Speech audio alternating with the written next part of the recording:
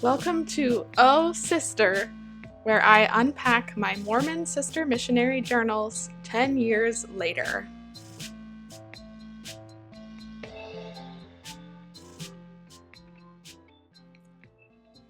So this week, week 2, I wanted to explain about the MTC. So that's the theme, MTC.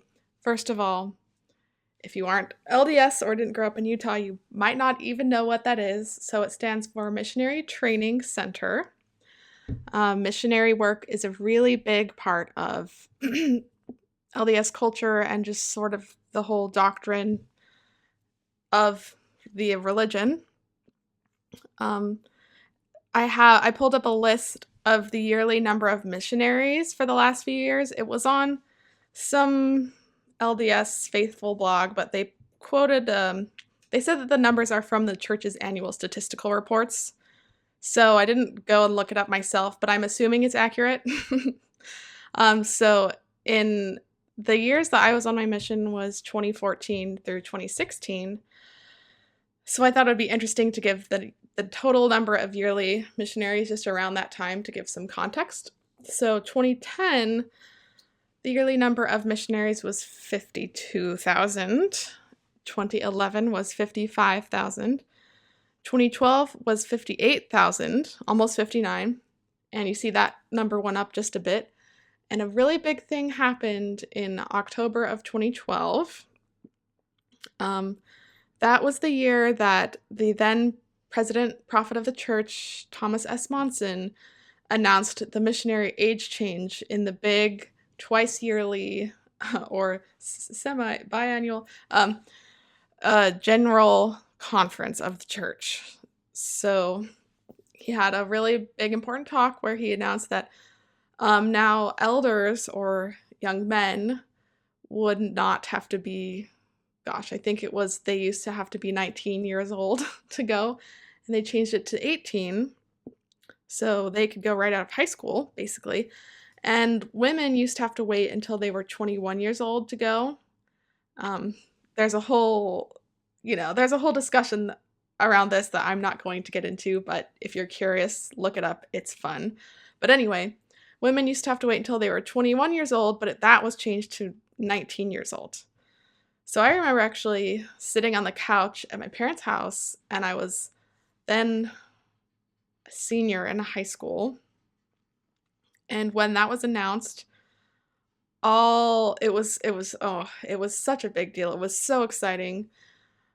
It was like all of a sudden, all of my guy friends, we all knew, like, oh my, oh my gosh, now, oh my God. They're not going to be going in a year. They need to start working on their paperwork now because they can go as soon as high school. And in fact, it was really exciting. I had lots of friends who got their mission calls like while we were in high school, and some of them went like right after graduation. And then of course, what was even more exciting was realizing like, wow, this is something that I could do, because up until that point, it was sort of like changing a little bit, but really this is what made the change. It was changing from only young women who were old maids and on the shelf at 21 years of age and had no prospects of marriage. Those are the only women who stereotypically would go on a mission. But if you could go when you were 19, it was a whole ballpark, because it was like, okay, you just have 1 year of college and then you go. And in fact, some people graduate from high school and they like turn 19 because of the way ages work in school, right? So there were even some women who could go on their missions right out of high school as well. Very exciting. So that changed a lot of things in a lot of lives, including my own. Let's go back to the yearly number of missionaries. So 2012, remember, was almost 59,000 missionaries. 2013, when this effect started really being seen, 83,000. 2014, 85,000. And then it starts to go down. The number starts to go down a little bit after, the 2 years of, it was basically like the double dose of missionaries. Um, people who were expecting to go when they were 21, as well as people who were expecting to go when they were 19.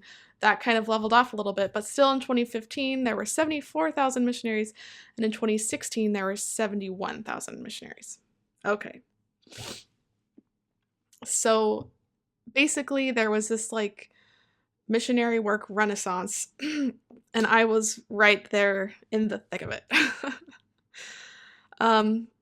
Also, now that we know that there are lots and lots of young people going out on LDS missions, Mormon missions, well, where do they go for training, right? Fortunately, there is training, at least some training. So I will pull up this tab. There are, where is it? 10. Yes. This is on the church's like newsroom, so this is probably very accurate. There are 10 missionary training centers worldwide currently. There's one in Sao Paulo, Brazil, one in Preston, England, one in Accra, Ghana, one in Mexico City, Mexico, Auckland, New Zealand, Lima, Peru, Manila, Philippines, Johannesburg, South Africa, Bangkok, Thailand, one under construction in Kinshasa, Africa, and then the one in Provo. All right. So there are missionaries worldwide, but of course the one I went to was the Provo MTC. Now, another aspect of this that's you might find interesting is just because I was from Utah and I was, local to the area doesn't mean I necessarily would only go to the Provo MTC. I had friends and cousins who went to the MTCs in other locations. Why is this? Because of the language aspect and visas. So a big part of deciding what MTC you're going to go to is what mission you're going to go to, whether that's quote unquote stateside or not stateside if you're going somewhere foreign, quotes. So if you are going to the Philippines and if you're able to get your visa in time, you might just go straight to the MTC in the Philippines. Although there are also lots of cases of missionaries in the MTC who are going to other areas and they're learning the language in the MTC and then they wait for their visa. So from what I remember, I didn't look this up because I didn't want to look everything up. But from what I remember, it was pretty standard for missionaries who are going to be going to the MTC and they already speak English and they're just going somewhere in the United States to be there for like 2 or 3, maybe 4 weeks. And then for people who are learning another language and they're going to go to another country or whatever, if they have to learn a language and they're waiting for a visa, they would be at the MTC for more like 6, 7, 8 weeks. And then of course there's also sometimes people are initially called to go somewhere different where they require a visa and their visa takes so long that they end up being sent to a local mission to serve in for a while, so that they're actually doing something. And then hopefully eventually they do get their visa and then they can go where they were originally meant to go. But yes, so of course at the time when I was there, the missionary, the Provo MTC was totally past capacity. I feel like I remember it being like twice capacity, and I'm sure that is an exaggeration in my brain, but it was crazy. They were shoving us extra bunk beds in rooms. It was, kind of like a grand party, and like the field is white, ready to be harvested. It was such an exciting time, such an exciting thing to be a part of. But yeah, my room, I don't know if I think it was 6 of us were in our little dorm room with, calling it a dorm room is kind. It was, brick walls, uh, the Mormon carpet carpet, and then, bunk beds. But anyway, um, oh, and then let me read to you a little bit about um, the description from like BYU's website about the Provo Missionary Training Center, just so you have an idea of kind of what the campus is like. Okay, so from the uh, BYU's explanation of the MTC, we have the Provo Missionary Training Center began serving missionaries in 1978. All right, so they had places like this before, but that's when this one was built. Also, it was going under construction when I was there because they clearly needed more space, right? And then it says the MTC's campus has 21 buildings on a 39-acre site with a capacity of housing and training 3,700 missionaries, which we were over the capacity in 2014 for sure. And it says over 600,000 missionaries from nearly every country in the world have come to the MTC for training. The MTC trains missionaries for all of the church's missions and gives instruction in 55 languages. Cool. All right, now I want to talk about the schedule, the daily schedule. So I found, because I didn't like write this down in my journal because I had kept track, I just kept all of my little planners, but I actually threw those away this summer because I didn't want to hold on to them, which I'm internally all right with, although I just don't have the schedule perfectly detailed anymore, which is fine. So I found this like blog from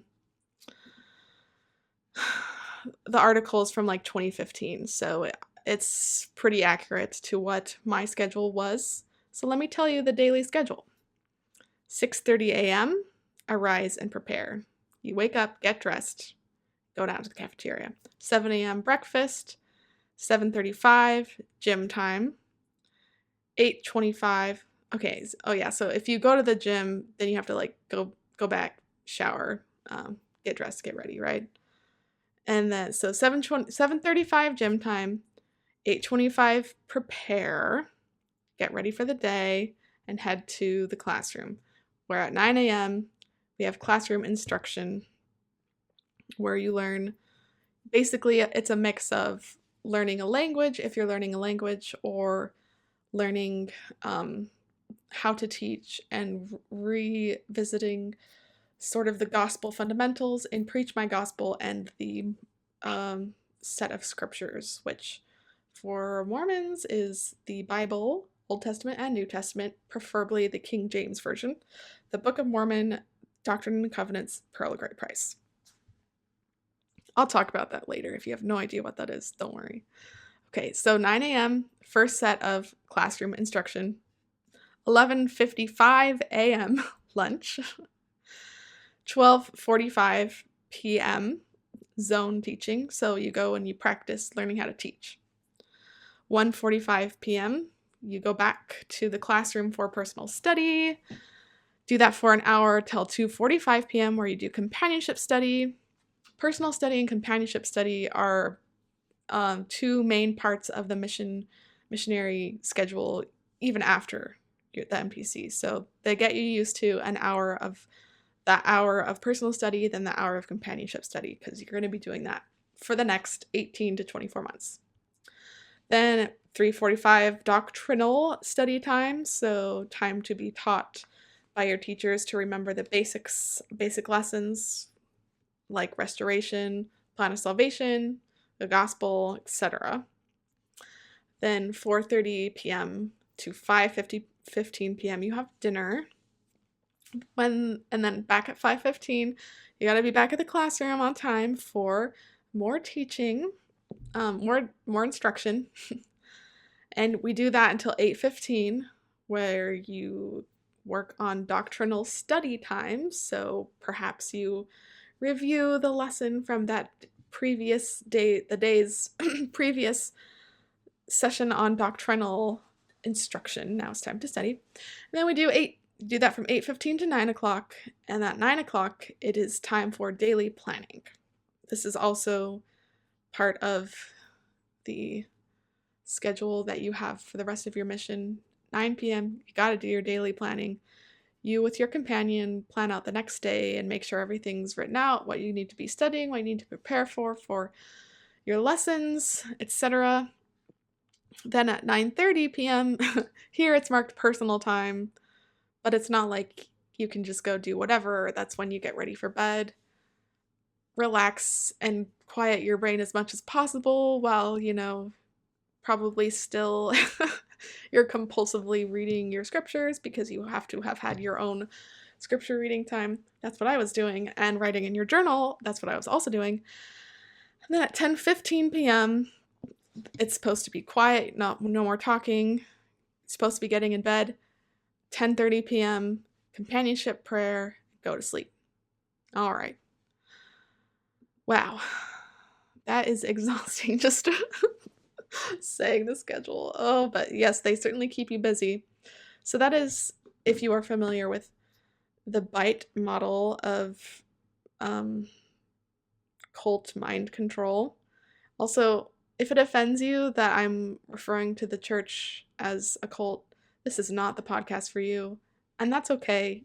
You don't need to listen to this, and I fully respect that. There's a point where it really offended me to hear people calling the church a cult.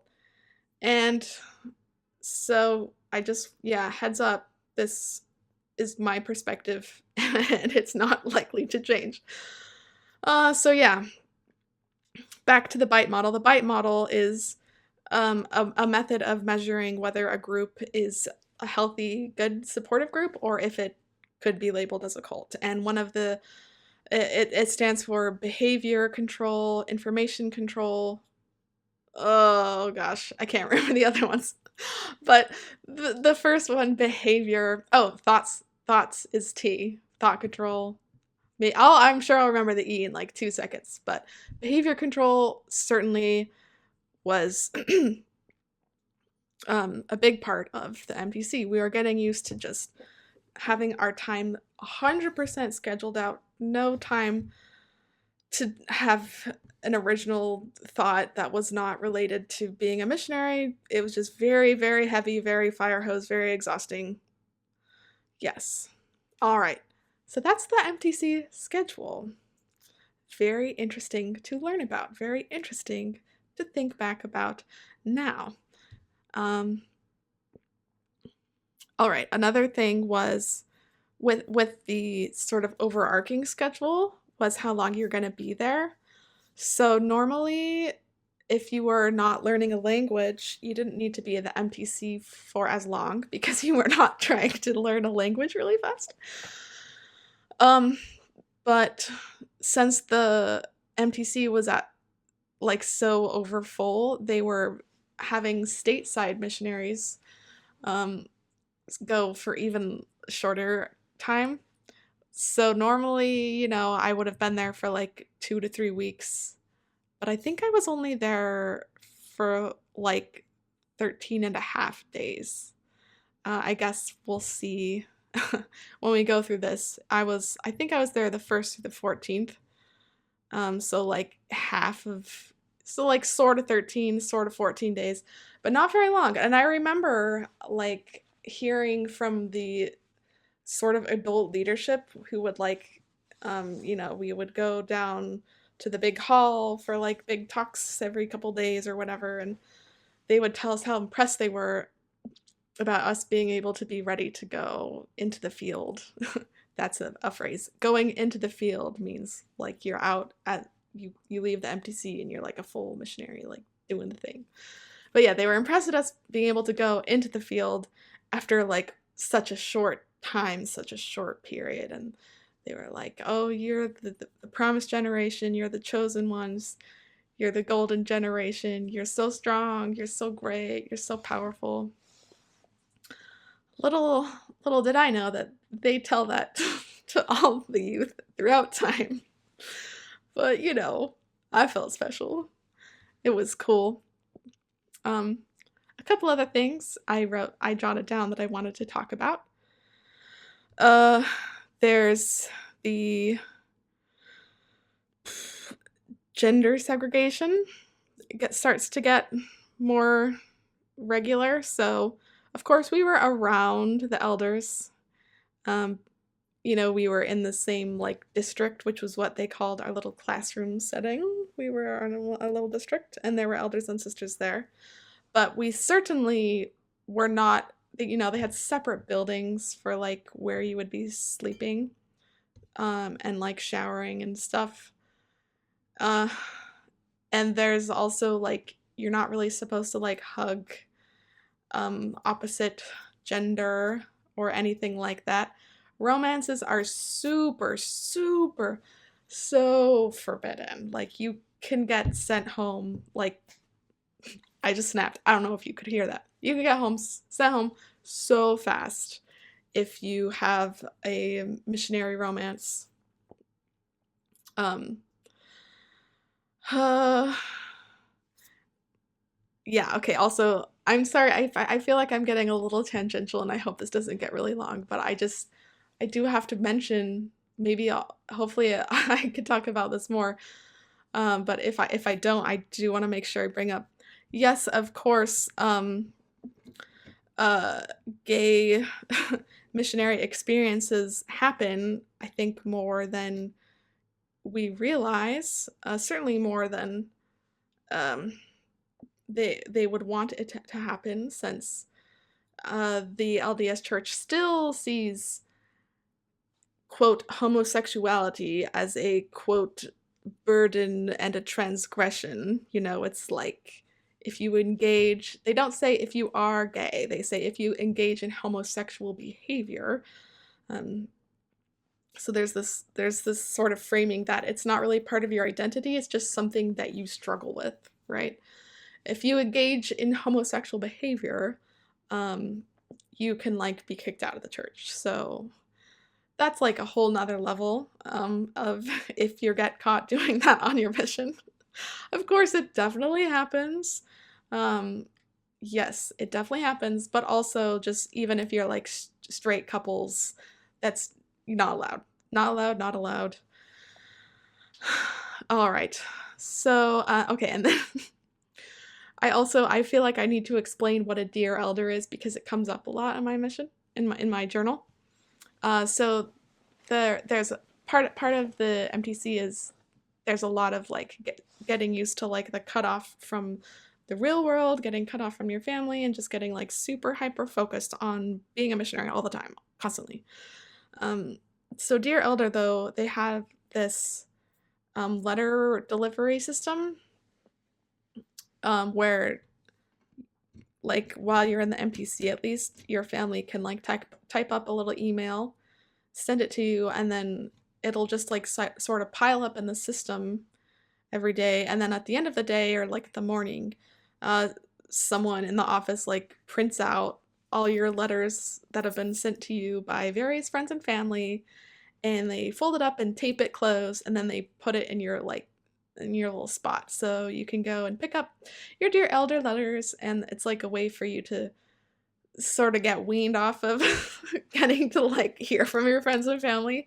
So you can't, like, you can only email back to them once a week on P days, but you can at least, if your family and friends write to you every day, you can still like hear from them, and they feel like a little bit more connected to you. So I think that's like a way of sort of getting people used to that big transition cutoff.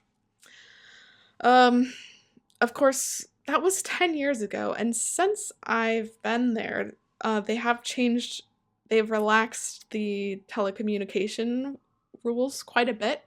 Most missionaries now have like smartphones and like iPads, and they're able to like call their family, I think, once a week, not just on like Christmas and Mother's Day, which I am honestly very happy about.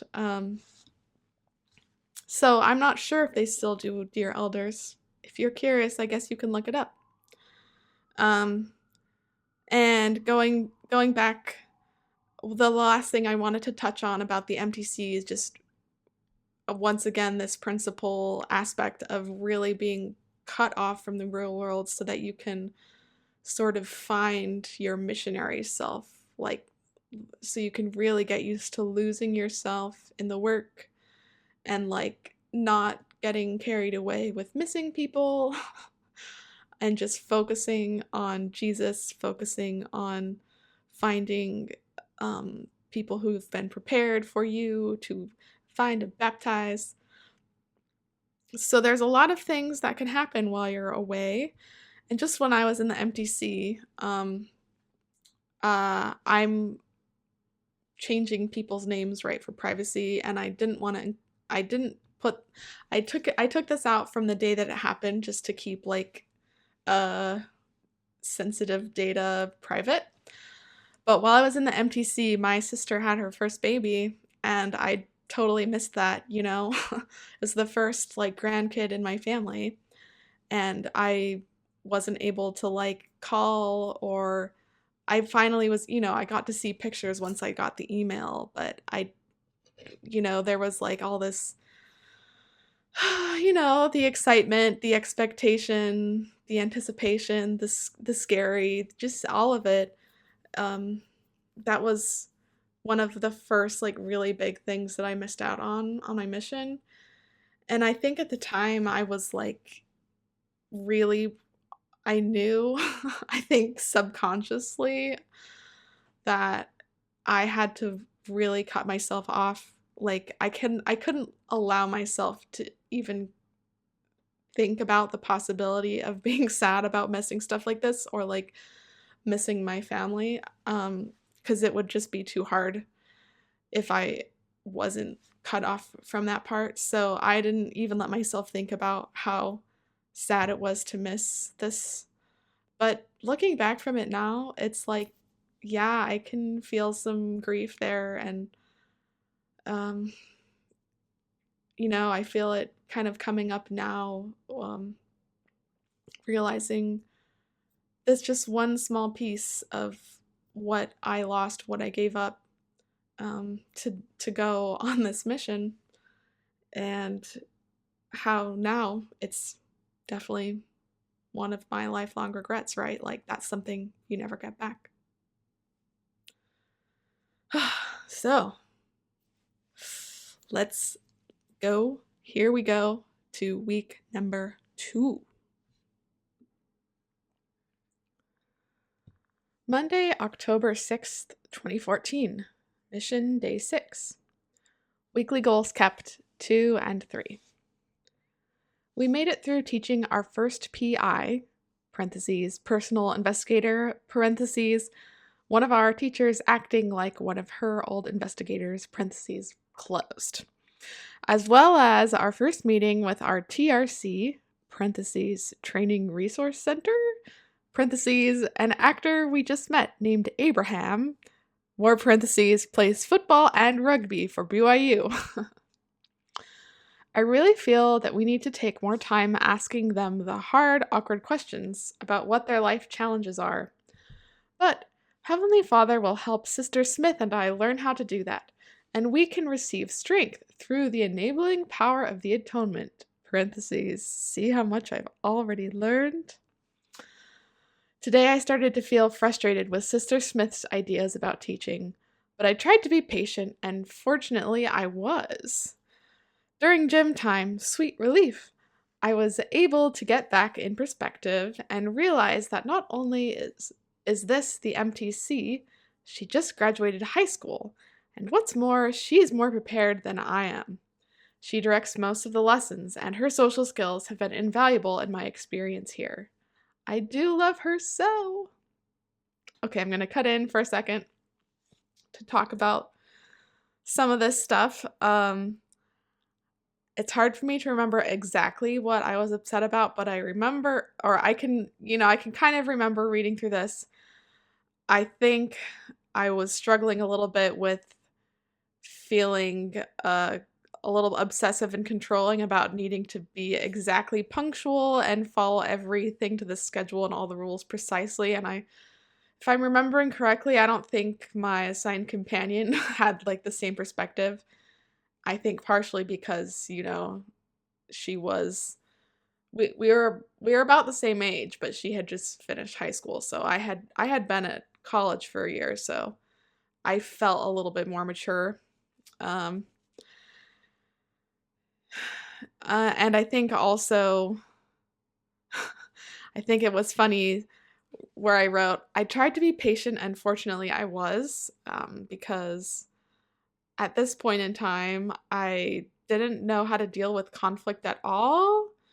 Or, if I was feeling upset about something or upset with someone, um, I believed the best thing to do was just sort of stuff it in and quote unquote be patient, expecting that that wasn't like bleeding out and like making our relationship dynamic weird at all.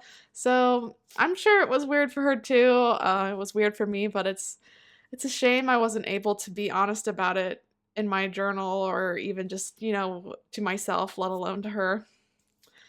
Yeah, I think we're going to see a lot more of that going forward.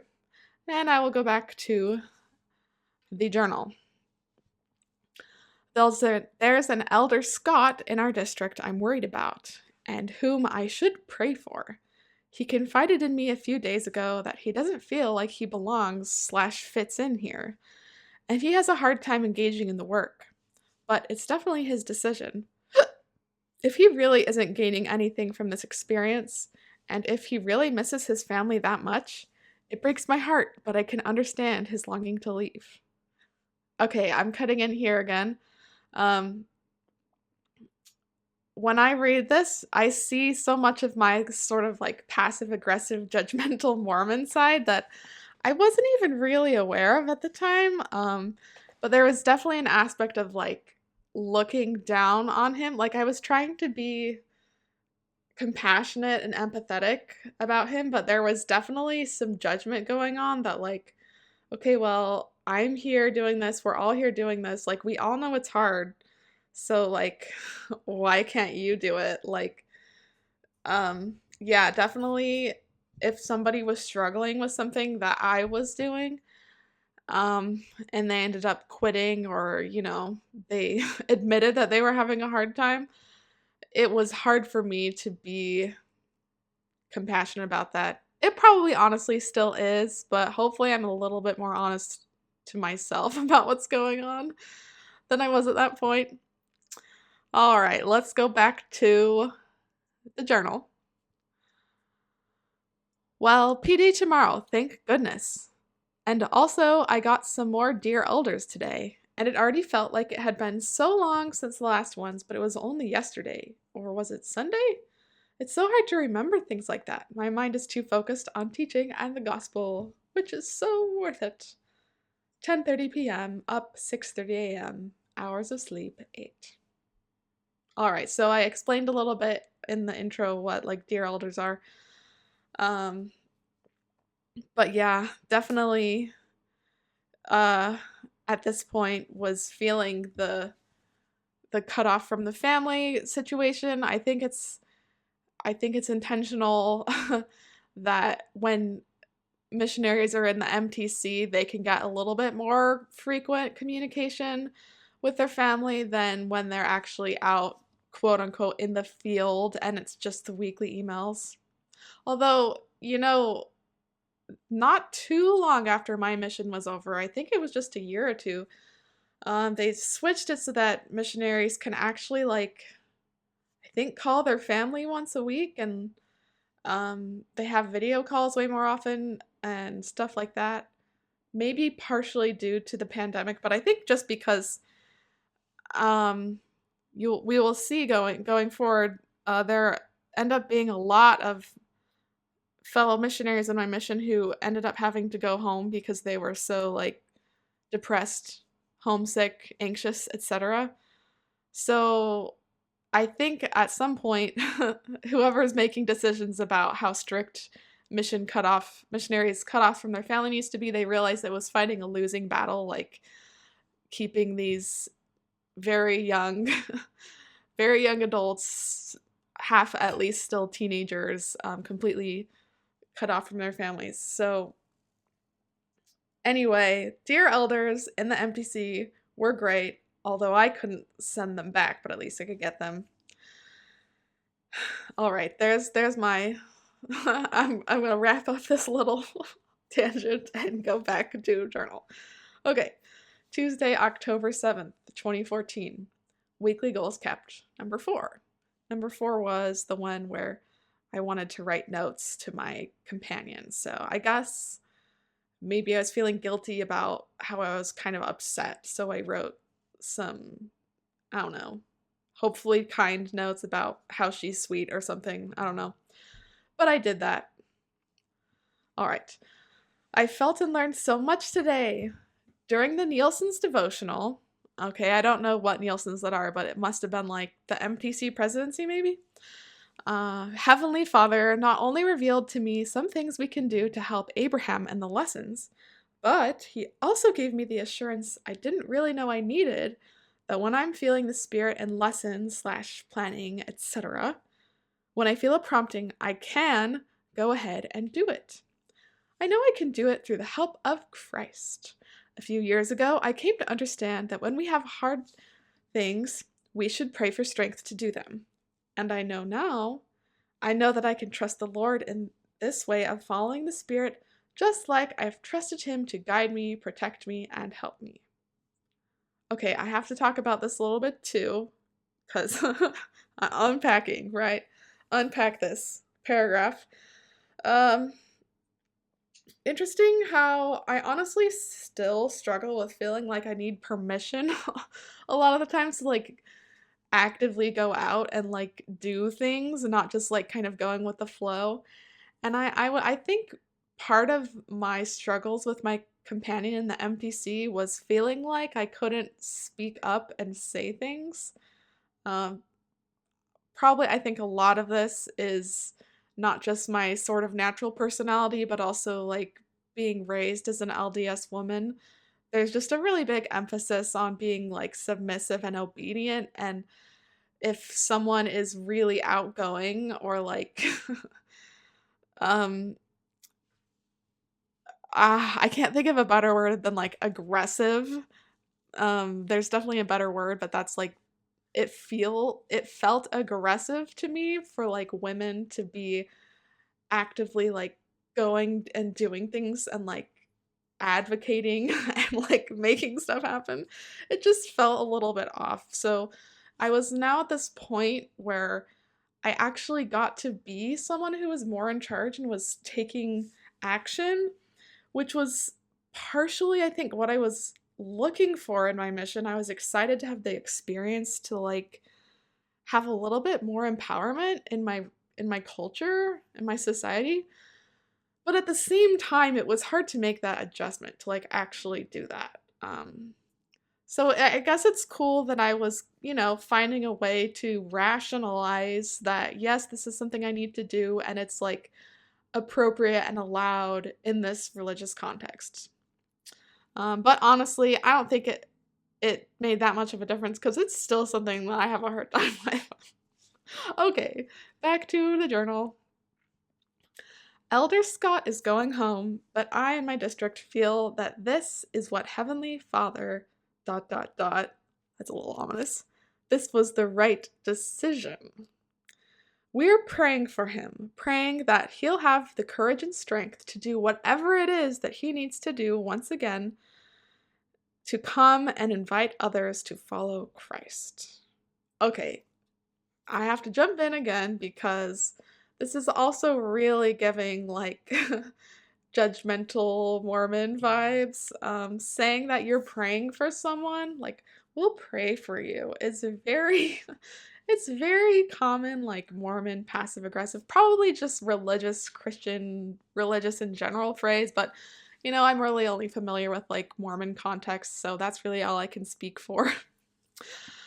And I think it's also funny and telling that I wrote, we feel that this is what Heavenly Father wants, except for as I was writing it, I was like, I don't actually think, like, it's not what Heavenly Father would want for like a missionary to go home. So I stopped and I said, we think that this is the right decision.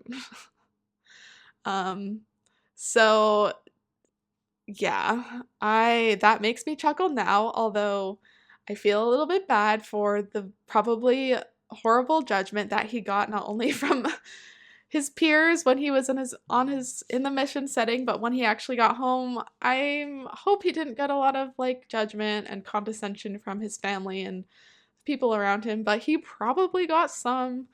Anyway, I hope he's doing great, and I hope he didn't end up going back. Uh, Good for him. Okay, back to journal. Sister Smith and I were able to go to choir practice as well as sing More Holiness Give Me for devotional. That's a Mormon hymn, by the way. It was very good to be in a choir again, and it really set the mood for me personally to feel the Spirit and learn what I need. This devotional, by the way, was amazing, but I haven't got time. I always wanted to write so much more than I could because there was just a few minutes at the end of the day. I guess, okay, I'm taking a lot of breaks from this. Hopefully this episode doesn't last forever, but I guess this is, honestly, I don't know if anyone will listen to this, so it's okay. I will just say what I want to say, which is music was definitely one of the biggest parts in my life at this point, and following, where I really felt like religion, where I really felt like connected to God, because music is really powerful, and that's something that I've been sort of working through unpacking now as I split from this religion, and now I'm trying to figure out how I go forward with caring about music, and wanting to, in fact, still be involved in choral singing. And going forward, it's just hard to find that context that's not like a super religious context. And I just have, it's very complicated for me now, my feelings with music and how much I love it, but how it's so mixed up with my religious experience. But at this point in time, it was just all good, and music, especially like religious music, was such a comfort to me.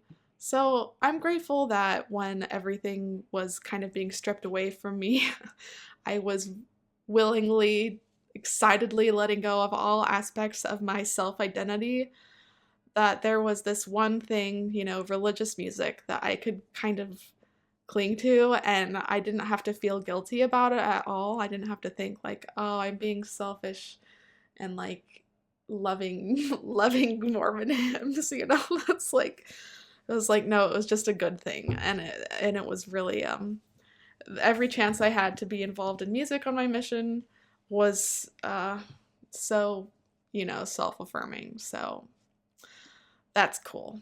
All right, back to journal. I just read a little bit in my patriarchal blessing. I'll have to, okay, side note, I will explain patriarchal blessings in a future point, but I'm not going to right now. Just the first 2 paragraphs, and I found, to my surprise, that my concerns about finding investigators' needs are addressed. It's part of my mission here to, quote, be perceptive in the ways that you can bring blessings to the people of the world, unquote. Tomorrow, I real quick want to talk about Elder Wahlberg's experience, smiley face. Spoiler, I don't actually talk about it, so I have no idea what I was wanting to say. And then also, I taped in this little, I have a lot of like little things that I like taped in, or papers that I saved in my journal, and I taped in the like wrapper for a little like finger towelette, and I wrote, "This was from my sack lunch today. I thought it was funny that they feel like they have to convince us to use this, quote, finger bowl." 10:30 p.m. up 6:30 a.m. Hours of sleep, 8. Okay. Another little thing I want to say about this day, and a theme I'm noticing from this first week. I don't know if you've noticed as well, but I just keep talking about how, I think it was my second day where we had this weird experience with the teachers where they're like, you're not paying attention to what your investigators' needs are. And then like ever since then, like every day I'm like writing about how I'm now obsessed with this, and I'm like mad at my companion every time she's not like focusing on that. So definitely I'm noticing some sort of cycle thing going on where I'm like hyper obsessed about some sort of critique that I like take in, and I make it my personality to like make that critique like my strongest strength of all time, so I can never be like wrong at it ever again. We're probably gonna see more of that going forward. Okay, Wednesday, October 8th, 2014. Sister Smith and I were on fire today! Winky face. In one lesson with Mindy, we were really able to follow the Spirit and use the lesson to address her needs. And with Abraham, I think we really helped him on his search to know if God lives. We were also able to follow the Spirit and ask him questions that led to his opening up about his lifelong search for God, which was actually really humbling and heartbreaking. He's been going his whole life without any answers, and he feels abandoned. I promised him that if he'll read Alma chapter 22, and pray to know if there is a God, he'll get his answer. That promise took a lot of faith to extend. Okay, so I can't really not just comment on the naive audacity that is required of Mormon missionaries, and isn't it wild that teenagers are the ones who are like tasked with going and like talking to people about like deeply personal internal questions about, questions of this sort, you know? Like, at least with most other religions, I'm thinking that people who are doing this sort of talking are like trained, have like studied for a long time or something. So, yeah. I mean, I know this guy's probably an actor, so that's great. But this is just like training us to treat people like this, actually. So, wow. All right, let's go. Here we go.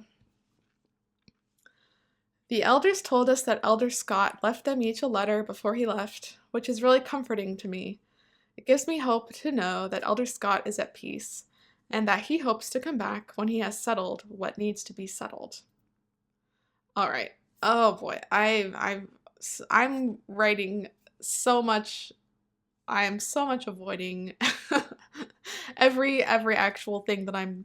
Okay, so what I was really saying there was there's this expectation that if someone has to go home early from their mission, especially if they're a guy, there's probably some sort of sin that hasn't really been wrapped up appropriately. And it's usually thought to be some sort of sexual sin. So like he made out with his girlfriend or something. I don't know what happened. I'm just saying that's what I and the rest of the missionaries would have been thinking was what was going on. Ugh, yuck. I do not like to think about that being a sin, but that's how it was at the time. So, okay, back to journal. Our district is having a hard time focusing on personal study this evening, especially because we got a new district today. I guess that means some some brand new missionaries came in and joined us. It's exciting, but I hope we can settle back down soon. Oh well. We learned a lot today, and not just in material, but in how we naturally try to teach, how we need to improve, how we can better follow the Spirit, how we can help our investigators learn how to study and receive revelation, ... That was it. 10:30 p.m. up 6:30 a.m. Hours of sleep 8. It's funny looking back, I think I was partially excited for my mission because I've just always really, I don't know, I'm one of the people who really enjoys communal group study in a scholarly setting. That was always really fun for me in school when we got to sit down and discuss a topic and be like, oh, look at this thing that I learned. That was something that I actually really enjoyed about my mission experience. It was a fulfilling that desire for me. But I guess I was expecting that was what everyone was wanting to do about a mission. And clearly that was not what was happening for everyone else. So it's funny that I was like getting annoyed at everyone who wasn't wanting to, who was just, wanted to, maybe they didn't even want to really be there, but they were anyway. But um yeah, that's kind of funny to look back on. All right. Thursday, October 9th, 2014. Mission Day 9. Infield training was all day today, and before heading to class, I thought I should write a few of the things I learned. I don't really remember what infield training was. I guess some special training program that we did within the MTC. First of all, don't lower my expectations for my mission. If some people say this area is too rough, or the work isn't going to happen, they're setting themselves up for failure. Russell M. Ballard has promised us, quote, the capacity that you have to baptize, to find, to teach, and to baptize is going to be directly proportionate to your preparation, your obedience, and your capacity as a teacher, unquote. If I can learn to lose myself in the work and become a true representative of Christ, we will be able to find and save the people Heavenly Father is preparing. There was also a huge focus on member missionary coordination. I really wish I'd understood how much membership can help make or break a mission a few years ago, but now it's my goal to really be involved in missionary work when I'm released.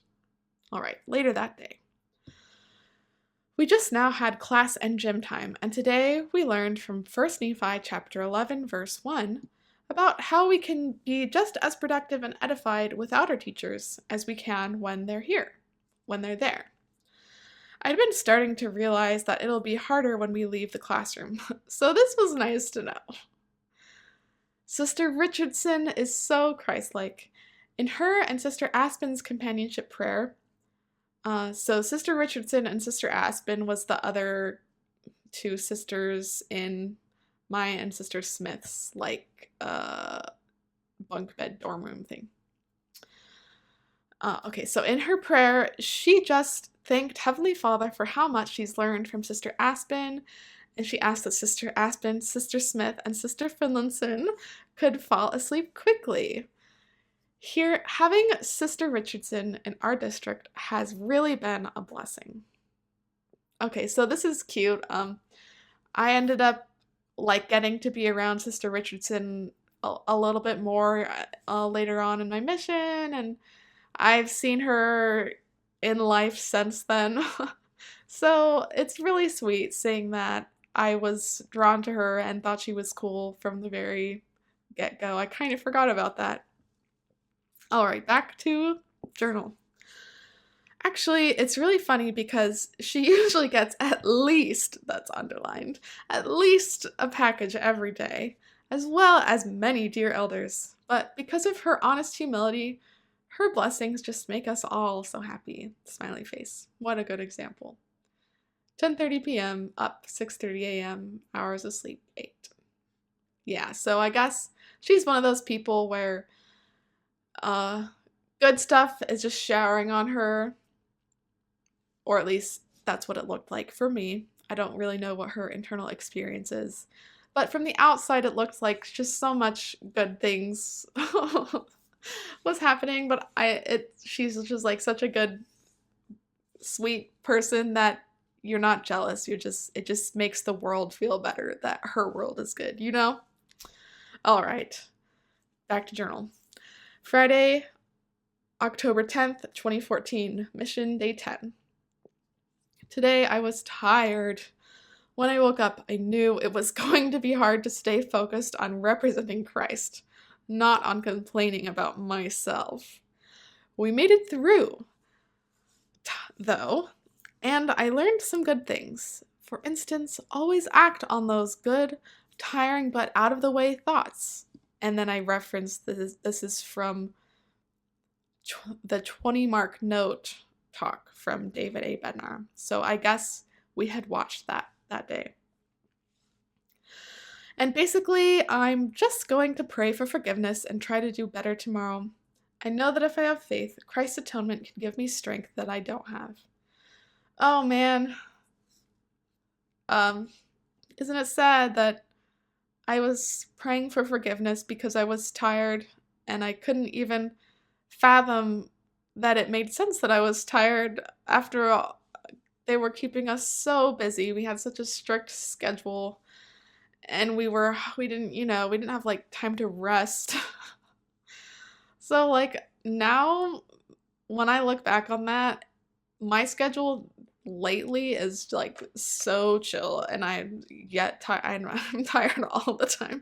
Looking back, I was just like a monster with how much I was doing. I honestly don't know how I didn't like get some sort of chronic illness or something because we were going so hard for so long. I guess I did get sick a lot on my mission, but anyway. Ugh. Back to journal. Funny story from yesterday. Elder Nielsen, during lunch, told us that you should never ask. Oh gosh. Oh god. Okay, so I'll read this without. I'll read this without. I won't edit it. Besides, I've changed the names. This is now. I look back on this and it's pretty embarrassing to read, but I'm gonna write. I'm gonna read what I wrote, and then I'll also read. I think I was honestly uncomfortable even at the time, and I didn't really have any way to like process it at all, so I just was like, oh, haha, I'll write this in my journal. It stands out to me as an uncomfortable thing during my day that I wasn't able to address or like get validation from anyone that was really weird. Okay, so with that like a disclaimer, here's the story. Okay, during lunch, Elder Nielsen told us that you should never ask a Tongan if they're Samoan or vice versa, or, quote, they will eat you, unquote. He then went on to tell a story of how, as a tiny 7th grader, he'd made the mistake of asking that question to his Tongan friend's, quote, 500-pound dad, unquote, who made said threat. And Elder Nielsen, in all seriousness, told us he'd never gone back. This isn't actually that funny, ... I guess it's just a good example of the strange MTC humor that happens. It's unavoidable and very strange. Okay, so that's what I wrote. As you could probably see why I am constricting a little bit inside as I relive this memory, relive what I wrote. I guess it's just the combination of telling young adults / teenagers that they have all this authority, but we're not done. We're totally not independent adults yet. Like we should not be in this position of like power and authority that we and then we're all just like stuck together like cosplaying as like this thing. And then everyone's weird like coping mechanisms and trauma starts to spill out and you get like inappropriate oversharing and trauma dumping. Like, oh, the amount of trauma dumping that I experienced from others on my mission is insane. From other missionaries, from church members, and from just like the random people we were talking to was like not healthy. And then just the weird humor that happens when we're all stressed and like trying to cope with what's going on. Yeah, this is just the tip of the iceberg, this experience. Back to journal. Mom sent me a very cute package full of those soft sugar cookies with pink frosting that I love so much. Also a great letter. Mom's so good at letters. And no more news about Aunt Maggie. Okay, so I debated whether or not I should even put that in. Name has been changed. And I didn't talk about it at all the rest of the week, but I was reading through the like Dear Elder letters that I got from my family because I saved those, and my Aunt Maggie had a health scare, and I was at this point not certain if I was going to be able to see her again, um, which was, sad. I was also not certain if my only living grandparents would still be alive because they were getting like pretty old and sick by the time I went on my mission. So, yeah, just like people get sick, life goes on when you're on your mission, and sometimes you miss like really big important events. Fortunately, she did make it, although um, kind of the cutoff time for being around her and being able to like form memories with her, that kind of like expired while I was on my mission. So I guess that is like something for me to like hold and grieve now, is that's just one of the things that was taken away from me, or one of the things that I didn't even know I was giving up when I decided to go. All right. Well, dot dot dot. Oh yeah, I saw Sohee today. She was um, someone I knew from my time singing at the BYU Women's Chorus. She teaches here as an investigator for the TRC, so that was way fun. She got a picture with me, and she's doing choir, dot dot dot. I hope she's still around when I get back. Scriptures! I guess it was time for me to read. 10:30 p.m., up 6:30 a.m., hours of sleep 8. Saturday, October 11th, 2014, Mission Day 11. Abraham prayed, but he didn't get an answer. Oops. Okay. But he committed to prepare for baptism on November 14th. And he's going to church this week, and he'll be listening/feeling for an answer. And he's acting ... I really worry about him, though. I'm not really sure what that was about. Anyway. Mindy committed to be baptized, and we had a teacher film and evaluate our lesson, and that was helpful. Can't believe we're leaving on Monday and packing now.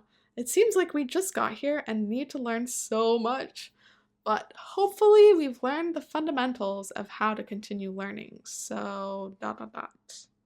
It's sad to think that our time as a district is about to end, and Brother Thompson, Sister Olson, and Brother Leato won't teach us again.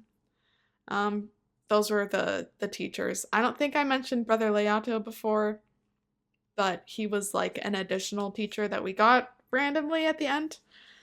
Okay, so sad that they won't teach us again, not in the same setting. They have high expectations for us, though, and we'll work hard. Sister Richardson got her final MTC package today, so that was good. And I think I had more lettuce this week than I've ever done before. I tend to not buy lettuce at all, actually. I guess in the MTC cafeteria, I don't know, I guess I was just eating lots of salads because I didn't like the other options. I guess I ate a lot of lettuce. I don't really remember. Back to journal. Maybe I should just be studying. Oh. I'm really glad I felt a spiritual confirmation that I need to go to the Dakotas. Sunday, I didn't write anything. I just wrote the word Sunday, and then I guess we were kept busy, too busy packing to have time to write at the end of the day. I'm not sure. Also, I'm remembering, I was like sick this whole time, so I was probably slightly dying from that. And it's funny how I was always second guessing myself. I was always like, okay, but is this the most effective use of my time? If I'm sitting here writing in my journal, which is something that I feel I have been commanded to do, maybe I should be studying. Oh boy. Well, that's that. That's it.